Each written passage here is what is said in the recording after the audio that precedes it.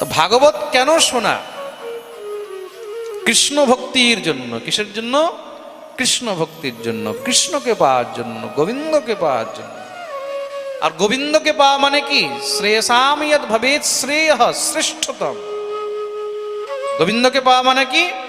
শ্রেষ্ঠতম, একদম শ্রেষ্ঠত্ব, সব থেকে উপরে, যার উপরে আর কেউ নেই। বলে সব থেকে উপরে কে? বলে প্রধানমন্ত্রী। বলে প্রধানমন্ত্রীর উপরে কে আছে? কে আছে? রাষ্ট্রপতি। সব থেকে উপরে কে আছে? রাষ্ট্রপতি। সব কোর্ট, সব কোর্টের উপরে কে? হ্যাঁ, ডিস্ট্রিক্ট কোর্ট, তার উপরে মহারাজ, হাইকোর্ট, তারপরে সব থেকে উপরে কে? Supreme court. সুপ্রিম কোর্টের উপরে কে আছে? রাষ্ট্রপতি।